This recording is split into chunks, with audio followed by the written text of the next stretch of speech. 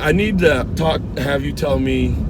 Let's talk about the third friend you had in my young development, and that's Mr. Willie Hutchison. Oh, yeah, my friend Hutch. Hutch was born in Newark. Yes. So every other word that came out of his mouth was profanity. Yeah. My one memory, or how I describe it, is he had a Shakespearean-esque grasp of profanity. Yes. I mean, he was he was a true artiste. He could put more profanity in one sentence. Like your younger brother. Well, yeah, that was the funny thing. Your younger brother, the first word he learned how to say was shit. Yeah. And he was like still in diapers, running around. And so when the first time he said it, he heard Hutch say it. Yeah. Hutch laughed. Well, for a little kid, when he said, yeah, he's gonna keep saying it. Yeah. So every time he would say it, Hutch would laugh harder.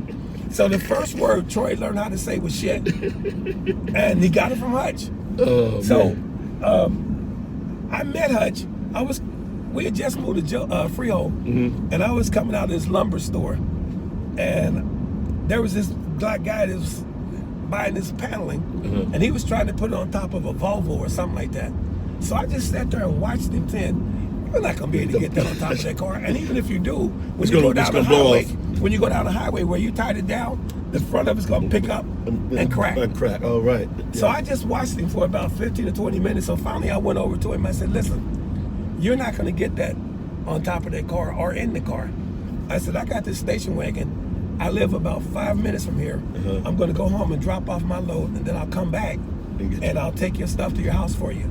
So Hutch gave me, because he's from Newark, and he's always up looking for a game.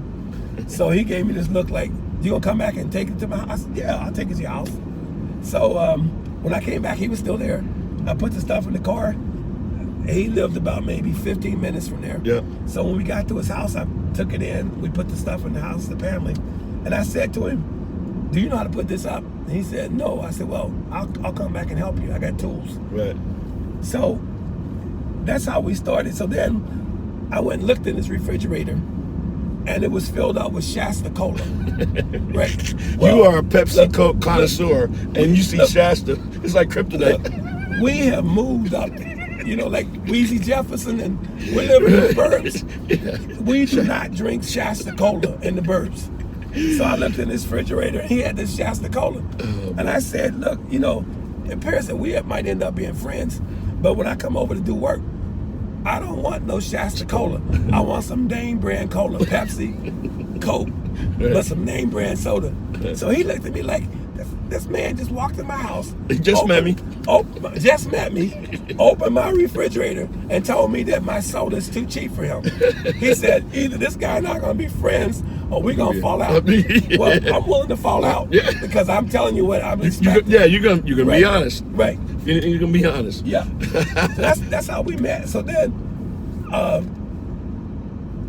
he had the best yard in the neighborhood. He actually got awards because he was, a man from inner city Newark.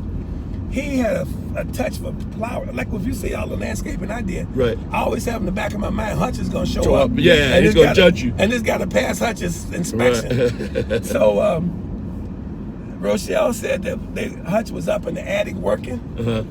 And, he in the projects, the houses are made of concrete and steel.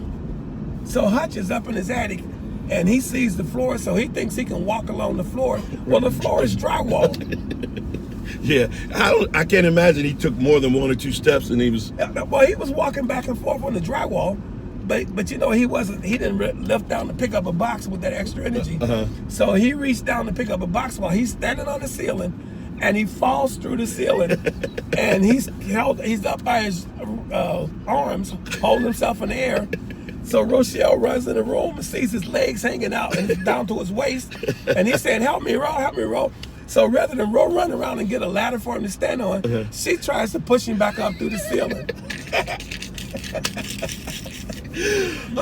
And I can imagine the expletive going on. More profanity came out of Hutch. I can't even imagine. Hutch is a Shakespeare of profanity. Yeah, wow. And that was like one of the funniest stories.